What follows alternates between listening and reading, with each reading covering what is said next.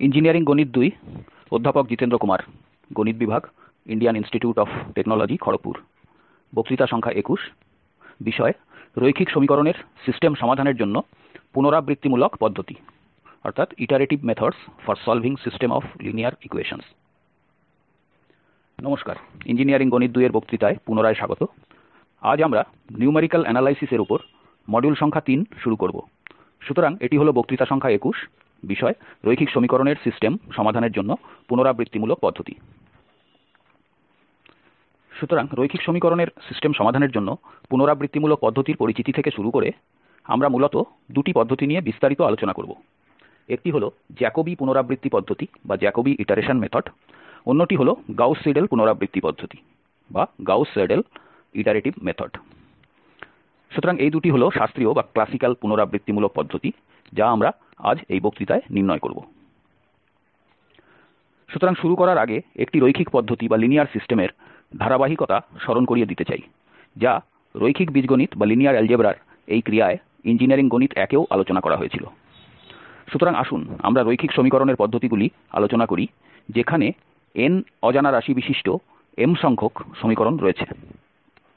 সুতরাং এই A matrix, যার মাত্রা m × n, অর্থাৎ যার m সংখ্যক রো এবং n সংখ্যক কলাম আছে।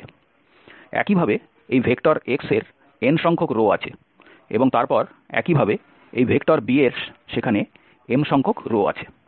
সুতরাং আমাদের এই A m × n ম্যাট্রিক্স আছে এবং তারপর ভেক্টর x এবং তারপর এই ভেক্টর b আছে, যাদের m সংখ্যক রো আছে।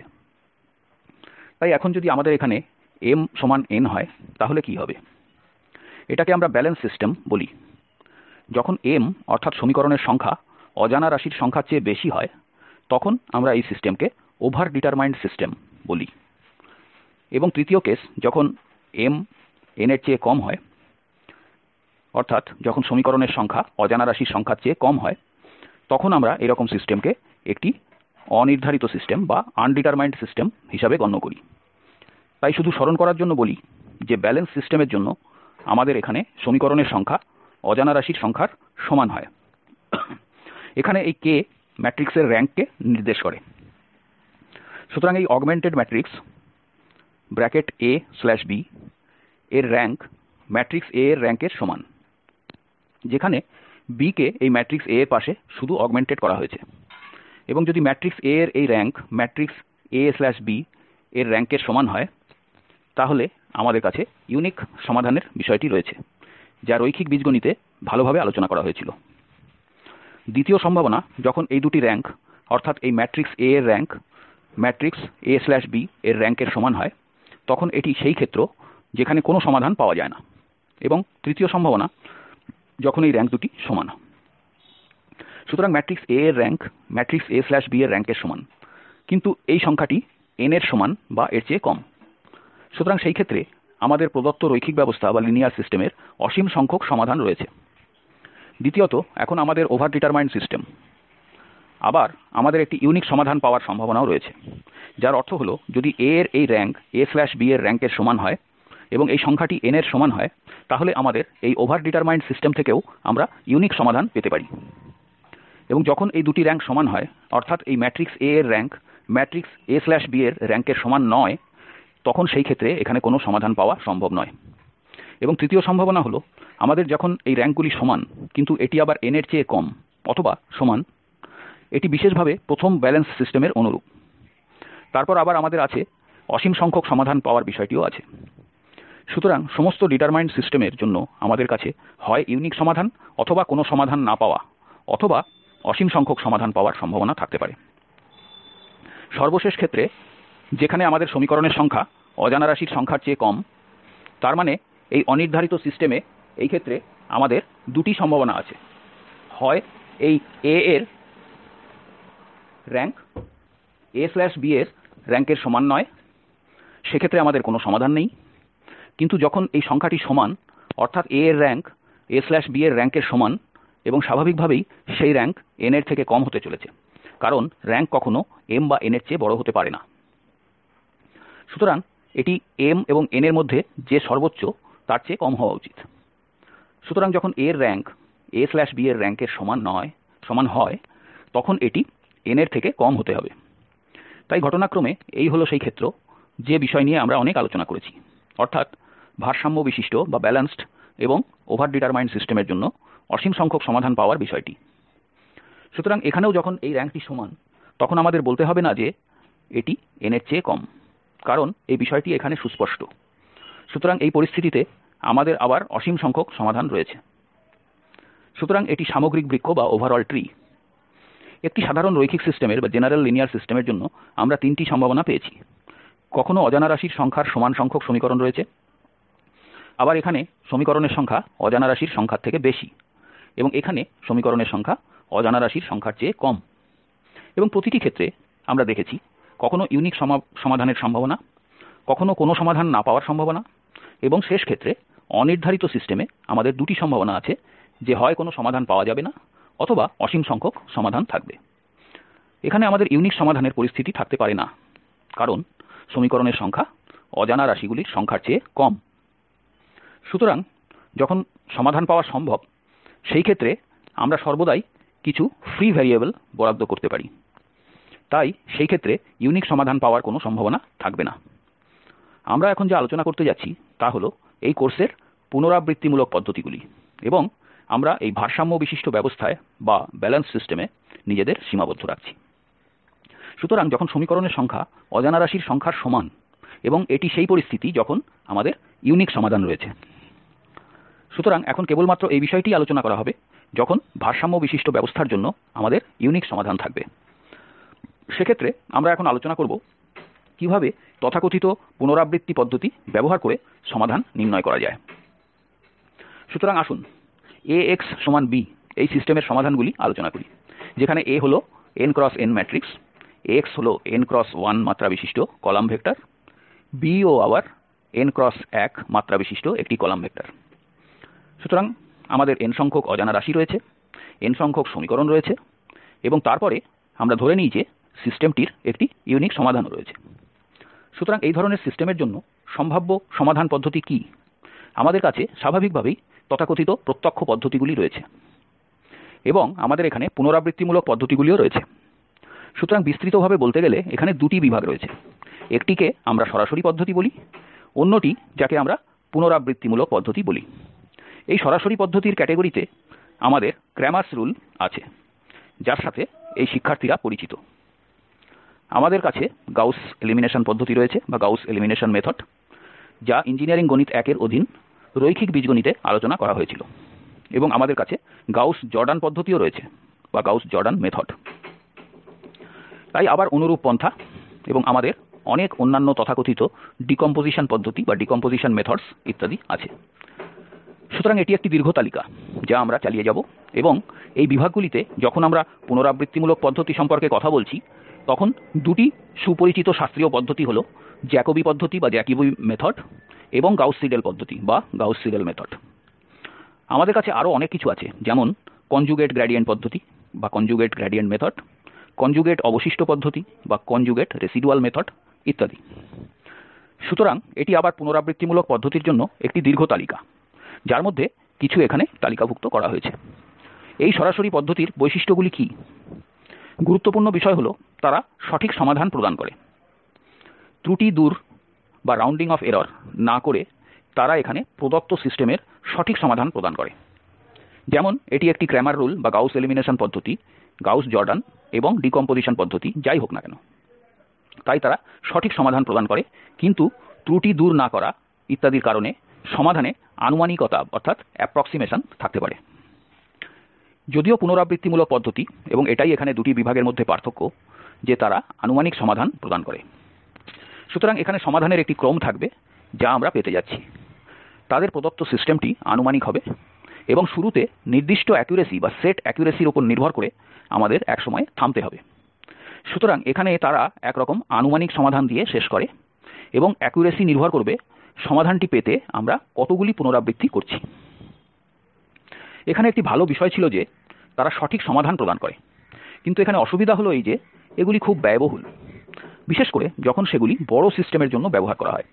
তখন সরাসরি পদ্ধতিতে কাজ করা প্রায় অসম্ভব, কারণ তারা খুবই বেশি সময় সাপেক্ষ, এবং এই কারণেই ব্যবহারিক সমস্যার জন্য বেশিরভাগ সময় আমরা পুনরাবৃত্তিমূলক পদ্ধতির প্রয়োগের সপক্ষে যাই, কারণ সেগুলি কম ব্যয়বহুল এবং এই পুনরাবৃত্তির মাধ্যমে আমরা সত্যিই খুব বড় সিস্টেমের সমাধান করতে পারি, যেখানে এই সরাসরি পদ্ধতিগুলি মাত্র একটি ছোট পদ্ধতিতে সীমাবদ্ধ, 30, 40, 50 যাই হোক না কেন।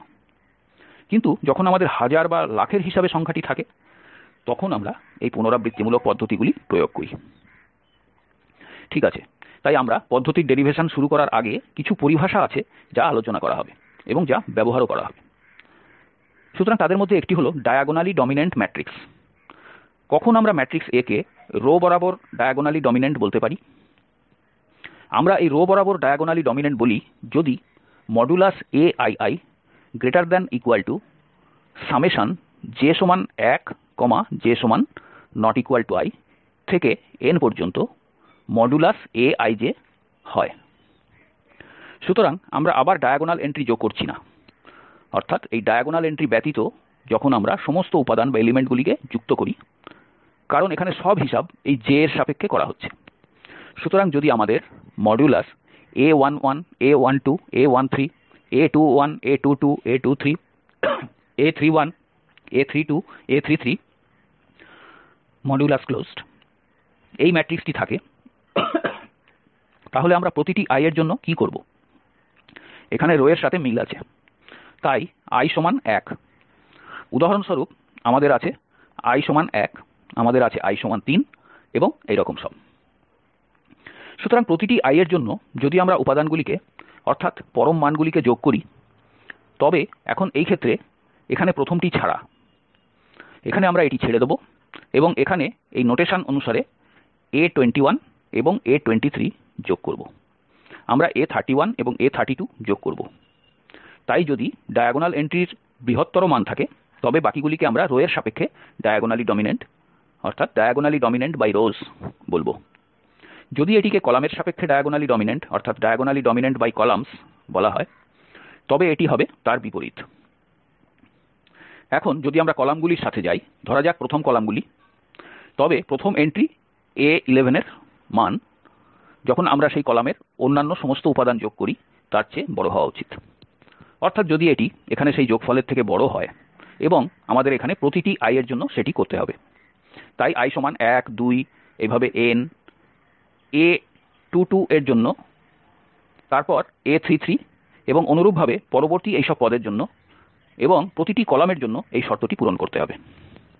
এখন আমরা এখানে পরীক্ষা করব এখানে মডিউলাস ajj i1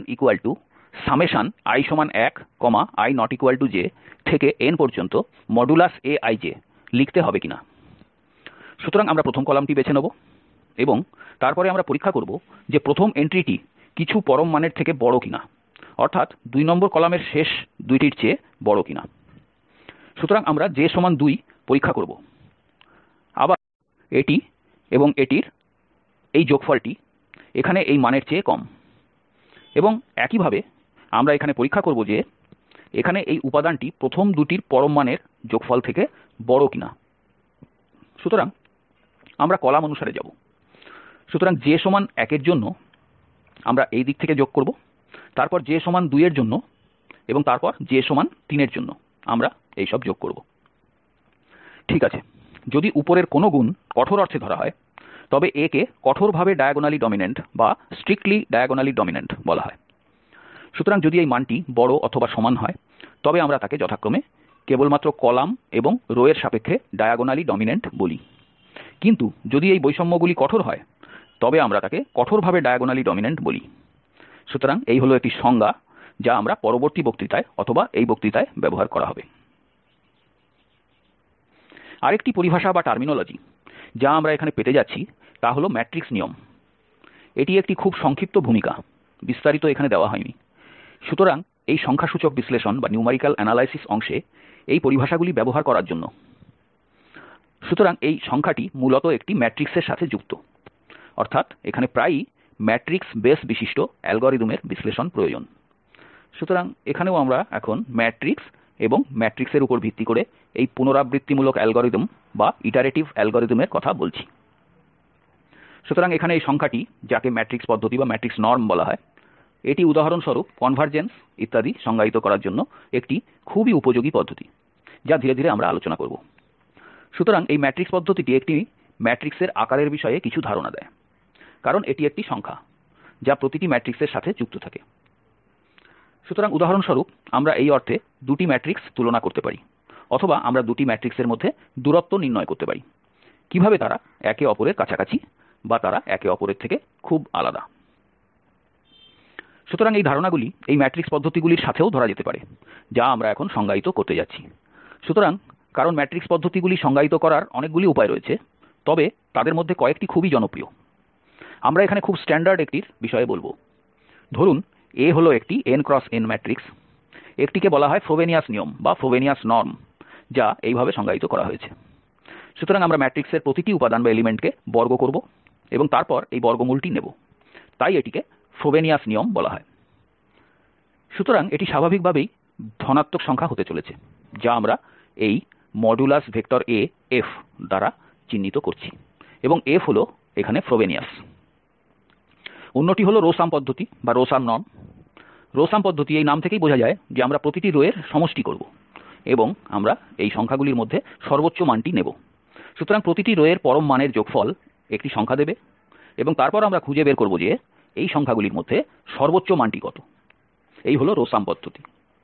বা আমরা কলাম সাম পদ্ধতি বা কলাম সাম নর্মও নিতে পারি, যেখানে আমরা প্রতিটি কলামের সমষ্টি করব এবং তারপর এই মানগুলির মধ্যে প্রতিটি কলামের সমষ্টি, অর্থাৎ একটি কলামের প্রতিটি উপাদানের পরম মান নিয়ে তার মধ্যে সর্বোচ্চ মানটি অনুসন্ধান করব, এবং সেটিই হবে কলাম সাম পদ্ধতি।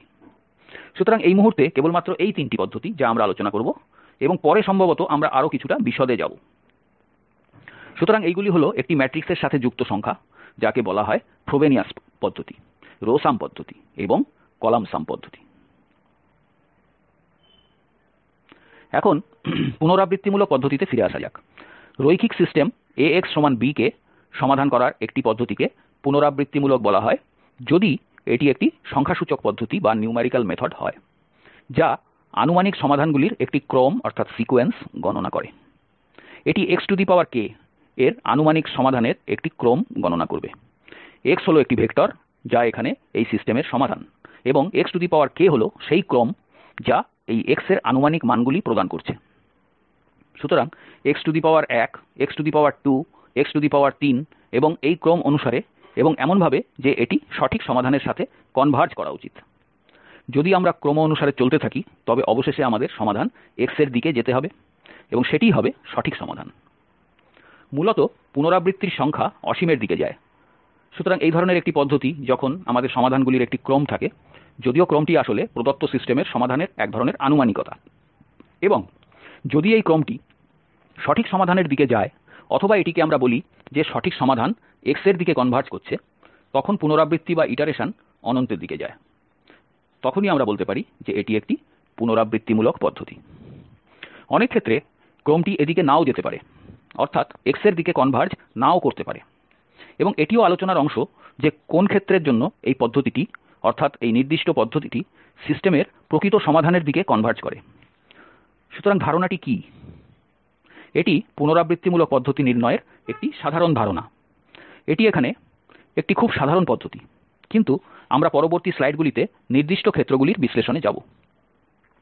সুতরাং Ax b এই রৈখিক সমীকরণগুলির সিস্টেমের জন্য বিবেচনা করুন n×n আকারের A এবং যথাক্রমে n×1 এবং n×1 আকারের P। সুতরাং এই পুনরাবৃত্তিমূলক স্কিমের ধারণাটি A ম্যাট্রিক্সের এই বিভাজনের বা স্প্লিটিংয়ের উপর নির্ভর করে। সুতরাং আমরা এই ম্যাট্রিক্সকে এই ধরনের ম্যাট্রিক্সে বিভক্ত করি, অর্থাৎ P n আমাদের এই A প্রদান করছে, এবং এমনভাবে যে P হলো একটি নন সিঙ্গুলার ম্যাট্রিক্স। আমি এর উপর নির্ভর করছি যে এই বিভাজন অনুযায়ী আমাদের আলাদা আলাদা বিভিন্ন সংখ্যাসূচক পদ্ধতি বা নিউমেরিক্যাল মেথডস থাকবে। কিন্তু সামগ্রিকভাবে এই প্রতিটি পুনরাবৃত্তিমূলক পদ্ধতিতে আমরা এমনভাবে বিভাজন করব যাতে এই এক ম্যাট্রিক্স P একটি নন সিঙ্গুলার ম্যাট্রিক্স হয়। সুতরাং Ax b সমীকরণগুলি প্রদত্ত থাকলে আমরা A কে কি করব? আমরা Px nx b হিসাবে লিখেছি। সুতরাং আমরা এখানে আরেকটি সমীকরণ তৈরি করেছি যেখানে আমাদের Px আছে, এখানে x বাম পক্ষে বসে আছে, এছাড়া x ডান পক্ষেও বসে আছে, এবং আমরা জানি যে P হলো একটি নন সিঙ্গুলার ম্যাট্রিক্স। সুতরাং আমরা এটিকে উল্টাতে পারি এবং এই x টি সম্পূর্ণরূপে থাকার জন্য একটি x বামপক্ষে থাকবে এবং বাকিগুলি ডানপক্ষে চলে যাবে। সুতরাং প্রদত্ত ax b থেকে এই px nx b থাকায় এখন আমরা কি করব? আমরা একটি উপযুক্ত গ্যাস দিয়ে পুনরাবৃত্তি বিবেচনা করতে পারি, যা প্রতিটি পুনরাবৃত্তিমূলক স্কিমের জন্য এখানে আরেকটি বিষয়। শুরু করার জন্য আমাদের প্রাথমিক অনুমান বা প্রাথমিক সমাধানও বেছে নিতে হবে এবং সেটিকেই আমরা এই x0 বলি। সুতরাং এটি হল Pxk1 nxk b। সুতরাং এই x এর বামপক্ষে আমরা এখানে k1 পুনরাবৃত্তি রেখেছি এই kতম পুনরাবৃত্তির মান প্রদত্ত থাকলে, এবং ঠিক এখানে আমরা এভাবেই পুনরাবৃত্তিকে সংজ্ঞায়িত করি। এখানে সমীকরণটি ছিল Px nx b। এখানে এই x এই সমীকরণটিকে সঠিকভাবে সন্তুষ্ট করবে। সুতরাং যখন x একটি সঠিক সমাধান, তখন স্বাভাবিকভাবেই এই Px এর মান nx b হতে চলেছে, কারণ এখানে Ax b প্রদত্ত আছে। সুতরাং যদি আমাদের কাছে একটি ভেক্টর x থাকে যা এই সমীকরণকে সন্তুষ্ট করে, যা স্বাভাবিকভাবেই সমীকরণগুলির এই প্রদত্ত পদ্ধতির সমাধান। সুতরাং এই Px nx b থাকার ফলে যা আমাদের এখানে প্রদত্ত আছে, এখানে ডানপক্ষে কিছু পরিচিত সমাধান রয়েছে যা x0 দিয়ে শুরু হয় এবং তারপর nxk b গণনা করুন এবং তারপর দেখুন যদি এই Pxk1 এর সমান হয়। এবং এইভাবে আমরা অনুসন্ধান করি যে xk1 কি। তাই প্রত্যাশিত মান, উন্নত মান, বা আসুন আমরা প্রথমে এটির দিকে তাকাই। সুতরাং এই P হল একটি উল্টানো ম্যাট্রিক্স। সুতরাং আমাদের এই Pxk1 nxk b লেখার পরিবর্তে আমরা শেষ পর্যন্ত এই আকারে লিখেছি যে xk1 gxk h b। সুতরাং এই xk এর একটি মান দেওয়া হলে আমরা এই gxk h b এর মান গণনা করব। এখানে আমরা এই সংখ্যাটিকে xk1 বলব, কারণ gxk h b এর কিছু মান প্রতিস্থাপন করা যায়, যা সঠিক সমাধান হবে না, কারণ সঠিক সমাধান হবে gx h b। যখন আমরা এখানে সঠিক সমাধান দেব তখনই আমরা এখানে x পাব। এটি সমীকরণের প্রদত্ত সিস্টেম, কিন্তু আমরা এখানে কি করছি? আমরা অন্য কিছু মান xk রাখছি। সুতরাং উদাহরণস্বরূপ আমাদের x0 দিয়ে শুরু করতে হবে। সুতরাং আমরা প্রথমে এখানে x0 দেব, আমাদের এটা দিয়ে শুরু করতে হবে এবং তারপর এই h b কে gx0 এর সাথে যুক্ত করতে হবে এবং এটিকে আমরা আমাদের x1 বলব। সুতরাং যা আমরা শুরুতে বিবেচনা করেছিলাম তার চেয়ে একটি ভালো আনুমানিক হিসেবে x1 অনুমিত হয়, যা আমরা সেখানে প্রতিস্থাপন করব এবং তারপর আমরা একটি নতুন মান পাব এবং অনুরূপভাবে পরবর্তী মানগুলিও পাওয়া যাবে। সুতরাং এইভাবে আমরা অ্যালগরিদমটির বিষয়ে এগিয়ে যাব। সুতরাং এই g P 1 n একটি অত্যন্ত গুরুত্বপূর্ণ ম্যাট্রিক্স, যাকে বলা হয় পুনরাবৃত্তি ম্যাট্রিক্স, কারণ এই স্কিমগুলির কনভারজেন্স এই পুনরাবৃত্তি ম্যাট্রিক্সের উপর নির্ভর করবে এবং তারপর এখানে আমাদের এই h P 1 আছে যা সেখান থেকে আসছে। তাহলে এখানে কি গুরুত্বপূর্ণ? আমরা আমাদের সিস্টেমকে এই ফর্মে পুনর্লিখন করেছি xk1 gxk h b। আমাদের সিস্টেম Ax b কে এই ফর্মে লেখা হয়েছে এবং এর থেকে আমরা পুনরাবৃত্তি সেট আপ করেছি, যা সেখানে x এর কিছু মান প্রদান করে এবং তারপর গণনা করে gxk h b। এবং আমরা এই সংখ্যাটির মান যাই পাই না কেন k1 পুনরাবৃত্তিতে মান সেট করা যাক। এবং এইভাবে যখন আমরা এটি ট্রেড করি তখন আমাদের প্রকৃত সমাধানের দিকে যাওয়ার কথা, এবং এই g একটি অত্যন্ত গুরুত্বপূর্ণ ভূমিকা পালন করে, যাকে প্রদত্ত স্কিমের পুনরাবৃত্তি ম্যাট্রিক্স বলা হয়। সুতরাং এখন এখানে কনভারজেন্সের জন্য আরও কিছু সংজ্ঞা আছে। আমরা একটি পুনরাবৃত্তিমূলক পদ্ধতির কনভারজেন্সের কথা বলছি। একটি পুনরাবৃত্তিমূলক পদ্ধতি কনভারজেন্সের পথে অগ্রসর হবে যদি প্রাথমিক ভেক্টরের যে কোনো পছন্দসই মানের জন্য আনুমানিক সমাধানের ক্রম এই xk সঠিক সমাধানের পথে কনভার্জ করে। তখনই আমরা পুনরাবৃত্তিমূলক পদ্ধতিকে বলি যে এটি কনভার্জ করছে অথবা কনভার্জ করতে যাচ্ছে। যদি কোনো পছন্দের জন্য প্রাথমিক ভেক্টর x0 এর কোনো পছন্দসই মানের জন্য আনুমানিক সমাধানের ক্রমটি সঠিক সমাধান x এর পথে কনভার্জ করে। এবং এখানে ত্রুটির সংজ্ঞা দেওয়া হয়েছে, কারণ আমরা ত্রুটি সম্পর্কেও কথা বলব। আমরা ভেক্টরকে বলি rk সমান b বিয়োগ a গুণিত xk। অবশিষ্ট বা যথাক্রমে ত্রুটিটি kতম পুনরাবৃত্তিতে ek সমান xk বিয়োগ x হিসাবে সংজ্ঞায়িত করা হয়। সুতরাং দুটি ধরনের ত্রুটি রয়েছে, একটি হলো রেসিডুয়াল, যা b বিয়োগ a গুণিত x, কারণ b বিয়োগ a গুণিত x এর মান 0 হওয়ার কথা যদি সঠিক সমাধানটি x হয়, কারণ ax সমান b হলো আমাদের সিস্টেম। কিন্তু সেই আনুমানিক সমাধানগুলির জন্য এর মান 0 নয়। সুতরাং আমরা সংজ্ঞায়িত করতে পারি, আমি বলতে চাচ্ছি এটি নিজেই ত্রুটির সম্পর্কে ধারণা দেয়, এবং একে kতম পুনরাবৃত্তিতে রেসিডুয়াল বলা হয়, বা প্রকৃত ত্রুটিটি xk বিয়োগ x। কিন্তু যেহেতু প্রকৃত সমাধান x এর মান নাও জানা থাকতে পারে, সুতরাং এটি ব্যবহার করা নাও হতে পারে। আসলে এই ত্রুটিটি গণনা করা নাও হতে পারে, কারণ এখানে আমাদের এই প্রকৃত সমাধান x এর মান নির্ণয় করা প্রয়োজন। কিন্তু এই b এর মান জানা আছে, a এর মানও জানা আছে, এবং xk হলো আনুমানিক সমাধান। সুতরাং আমরা সহজেই এই b বিয়োগ a গুণিত xk গণনা করতে পারি, এবং এটি আসলে ত্রুটির সম্পর্কে ধারণা দেবে, যাকে রেসিডুয়াল বলা হয়। শুধু একটি মন্তব্য, সাধারণভাবে আমাদের এই ek সম্পর্কে কোনো জ্ঞান নেই, কারণ সঠিক সমাধান x এর মান অজানা। যাই হোক, এই রেসিডুয়াল rk এর মান গণনা করা সহজ।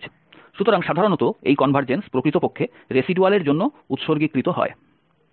সুতরাং যখন আমরা প্রকৃতপক্ষে কনভারজেন্সের কথা বলি, আমরা আসলে পরীক্ষা করি যে এই b বিয়োগ a গুণিত xk এর মান 0 এর কাছাকাছি, নাকি এটি 0 এর দিকে যাচ্ছে। সুতরাং এটি শুধুমাত্র এই রেসিডুয়ালের উপর ভিত্তি করে। এখন জ্যাকোবি পুনরাবৃত্তি পদ্ধতিতে আসছি। যদি আমরা সিস্টেমটি ax b বিবেচনা করি, সুতরাং এখানে এখন আমরা এই বিশেষ ধরনের পুনরাবৃত্তি পদ্ধতিটি নির্ণয় করতে পারি। সুতরাং a এর এই বিভাজনটিকে L যোগ D যোগ U হিসেবে নিন। এখানে আমরা নিম্ন ত্রিভুজাকার ম্যাট্রিক্স বলি, এটি হলো D, যা হলো A এর ডায়াগোনাল এন্ট্রি, এবং U হলো A এর উপরের ত্রিভুজাকার অংশ বা আপার ট্রায়াঙ্গুলার পার্ট। সুতরাং যদি আপনার A এর এই ধরনের বিভাজন থাকে, তাহলে এই ডায়াগোনালের নিচের অংশটিকে L বলা হয়, এবং তারপর এখানে আমরা এই উপরের অংশকে U বলি, এবং মাঝের অংশটি D হলো এর উপাদানগুলি। সুতরাং এই নিম্ন ত্রিভুজাকার অংশ, যেখানে এই L এর উপাদানগুলি রয়েছে, এবং বাকিগুলি 0 হবে। D অংশে আমাদের ম্যাট্রিক্সের এই D11, D22, D33 এবং Dnn এই উপাদানগুলি থাকবে, এবং উপরের অংশে বাকি সবগুলি 0 হবে। সুতরাং আমাদের ম্যাট্রিক্সের উপরের এন্ট্রিগুলি থাকবে, এবং বাকি সবকিছু 0-তে সেট করা হবে। সুতরাং এখন এই বিভাজন হচ্ছে A সমান L যোগ D যোগ U। সুতরাং আমরা কি করব? ax b কে এখন ব্র্যাকেট L যোগ D যোগ U ব্র্যাকেট ক্লোজ x সমান b এই আকারে লেখা যাবে। তার মানে এখন আমরা dx নিতে পারি এবং বাকি সবকিছু ডান পক্ষে স্থানান্তরিত করতে পারি। এখানে থেকে আমরা প্রকল্পটি স্থাপন করব। সুতরাং আমাদের dx সমান মাইনাস ব্র্যাকেট L যোগ U ব্র্যাকেট ক্লোজ x যোগ b আছে। এটি আমাদের সমীকরণ, এবং ধরে নিচ্ছি যে D ইনভার্স বা D−1 বিদ্যমান করে, কারণ D হলো ডায়াগোনাল এন্ট্রিগুলি।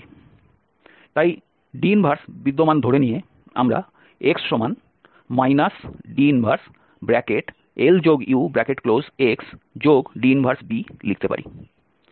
এখান থেকে এখন আমরা আমাদের স্কিম সেট আপ করতে পারি যে বামপক্ষে আমরা পুনরাবৃত্তিতে k যোগ 1 এর পরের মান রাখতে পারি, যদি kতম পুনরাবৃত্তির মানগুলি প্রদত্ত থাকে।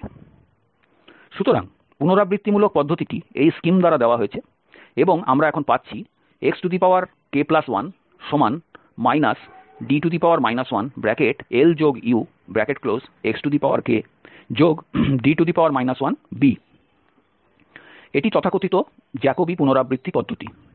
এখানে একমাত্র গুরুত্বপূর্ণ বিষয় হলো এই যে এই ফর্মটিতে a কে বিভাজন করা হয়েছিল, এবং ডানপক্ষের এই ইনভার্সের জন্য D নেওয়া হয়েছিল, এবং আমাদের x এর প্রকৃত মানের জন্য এই সম্পর্কটি রয়েছে, এবং তারপর x এর আনুমানিক মানের জন্য এখানে বসিয়ে আমরা xk1 এর নতুন মান পাচ্ছি। সুতরাং কম্পোনেন্ট আকারে, আসলে এটি আমরা কম্পোনেন্ট আকারেও লিখতে পারি, কারণ এটি ম্যাট্রিক্স আকারে লেখা হয়েছে। সুতরাং এটি ম্যাট্রিক্স ফর্ম, কিন্তু আমরা কম্পোনেন্ট আকারেও লিখতে পারি। সুতরাং কম্পোনেন্ট ফর্ম মানে এই সব n সংখ্যক অজানা রাশি x1, x2, x3, এভাবে চলতে থাকলে xn পর্যন্ত। এটি ঠিক এই ম্যাট্রিক্স ফর্ম, অর্থাৎ এই D ইনভার্স থেকেই আসছে, কারণ এগুলি ছিল ডায়াগোনাল এন্ট্রি। সুতরাং শুধুমাত্র এই aii উপাদানগুলি এখানে আসবে এবং D ইনভার্স গুণিত b আবার, তাই এই bi আসবে। D ইনভার্স ইতিমধ্যেই i তম রো এর জন্য বসে আছে। সুতরাং bi এবং তারপর এখানে দেখুন l যোগ u, তাই এই ডায়াগোনাল এন্ট্রি ছাড়া বাকিগুলি যোগ করা হয়েছে। সুতরাং xik1 সমান 1aii ব্র্যাকেট bi বিয়োগ j1 j থেকে n পর্যন্ত aij গুণিত xjk ব্র্যাকেট ক্লোজ। সুতরাং আমরা পরবর্তী বক্তৃতায় এই বিষয়ে আরও আলোচনা করব। তো এখানে সুতরাং দুই প্রকার ফর্ম আছে, একটি ডায়াগোনাল ফর্ম আর একটি কম্পোনেন্ট ফর্ম। সুতরাং এখন শুধুমাত্র এই জ্যাকোবিতে ফিরে আসি। এই যে আমরা এই ফর্মটি দেখেছি, অথবা এই ফর্ম যাই হোক না কেন, তারা একই ফর্ম। আমরা এখানে xik1 সমান 1aii ব্র্যাকেট bi বিয়োগ j1 j থেকে n পর্যন্ত aij গুণিত xjk ব্র্যাকেট ক্লোজ এই অনুসারে লিখতে পারি। আমরা দুই ভাগে বিভাজন করেছি, কারণ j i। আমরা সেখানে যোগের জন্য i তম এন্ট্রি বিবেচনা করছি না যখন j i। তাই মূলত আমরা কি করছি, যোগফলটি যতক্ষণ j i তার জন্য, এবং তারপর যোগফলটি j i এর জন্য। সুতরাং এটি আমরা এই ফর্মটিতেও পুনরায় লিখতে পারি এবং এটি সবচেয়ে সঠিক পদ্ধতি। এখন আমরা আরেকটি পদ্ধতি অর্থাৎ গাউস সিডেল পদ্ধতি নির্ণয় করতে পারি, যা সাধারণত বা একটি অপেক্ষাকৃত ভালো আনুমানিক হওয়া উচিত। তারপর জ্যাকোবি পদ্ধতি, যা আমরা গাউস সিডেল পদ্ধতিতে করি। এখানে x এর সকল মান k তম পুনরাবৃত্তি হিসাবে রাখা হয় এবং তারপর এই xi এর সকল মান অর্থাৎ x1 x2 x3 এইভাবে চলতে থাকলে xn পর্যন্ত তাদের k+1 তম পুনরাবৃত্তিতে গণনা করা হয়। সুতরাং পূর্ববর্তী পুনরাবৃত্তির সমস্ত মানগুলিকে এখানে ডান পক্ষে ব্যবহার করা হয় নতুন মান গণনা করার জন্য। এটাই গাউস সিডেল পদ্ধতির ধারণা, যা নতুন গণনা করা উপাদান। সুতরাং যখনই আমরা উদাহরণস্বরূপ এখানে গণনা করি, যখন x2 পাওয়া গেলে আগের পুনরাবৃত্তির মানগুলির পরিবর্তে সেখানে x1 ব্যবহার করা উচিত। সুতরাং উদাহরণস্বরূপ x3 পেতে আমাদের এই x2 ব্যবহার করা উচিত। এটি গাউস সিডেলের ধারণা। তাই এই স্কিমটি মূলত হয়ে যায় যে যখনই j i তখন এই গণনা করা মানগুলি ব্যবহার করা হবে, এবং j i এর জন্য আমরা সবাই অবশ্যই পূর্ববর্তী পুনরাবৃত্তি থেকে ব্যবহার করব, যা হলো এই দুটির মধ্যে একমাত্র পার্থক্য। এখানে k তম মানগুলি ব্যবহার করা হয় এবং এখানে k+1 তম মানগুলি ব্যবহার করা হয়। তাই x এর নতুন গণনা করা মানগুলি অ্যালগরিদমে ব্যবহৃত হয়। সুতরাং আমাদের কাছে এটি গাউস সিডেল পদ্ধতি, এবং ম্যাট্রিক্স আকারে আবার আমরা xk1 সমান D ইনভার্স ব্র্যাকেট b বিয়োগ l গুণিত xk1 বিয়োগ u গুণিত xk ব্র্যাকেট ক্লোজ লিখতে পারি। এবং এখন আমরা একটু বেশি সরলীকরণ করতে পারি। তাই এখানে l বামপক্ষে যেতে পারে, তাই আমাদের ব্র্যাকেট d যোগ l ব্র্যাকেট ক্লোজ গুণিত xk1 সমান ব্র্যাকেট b বিয়োগ u গুণিত xk ব্র্যাকেট ক্লোজ আছে। সুতরাং আমাদের ব্র্যাকেট d গুণিত xk1 যোগ l গুণিত xk1 ব্র্যাকেট ক্লোজ সমান ব্র্যাকেট b বিয়োগ u গুণিত xk ব্র্যাকেট ক্লোজ আছে, এবং তারপর আমরা এটিকে উল্টাতে পারি। তাই অবশেষে ম্যাট্রিক্স আকারে আমাদের এই অ্যালগরিদম আছে যে xk1 সমান মাইনাস ব্র্যাকেট d যোগ l ব্র্যাকেট ক্লোজ -1 u গুণিত xk যোগ ব্র্যাকেট d যোগ l ব্র্যাকেট ক্লোজ -1 গুণিত b। সুতরাং জ্যাকোবি পদ্ধতির তুলনায় গাউস সিডেল পদ্ধতিতে সামান্য একটু পার্থক্য রয়েছে যে গাউস সিডেলে আমরা সম্প্রতি গণনা করা মান ব্যবহার করছি, এবং ফলস্বরূপ এই ম্যাট্রিক্স ফর্মটি এই ফর্মটি গ্রহণ করে, যেখানে minus bracket d plus l bracket close -1 গুণিত u গুণিত xk যোগ ব্র্যাকেট d যোগ l ব্র্যাকেট ক্লোজ -1 গুণিত b আসছে। সুতরাং এটি গাউস সিডেল পদ্ধতির জন্য পুনরাবৃত্তি ম্যাট্রিক্স।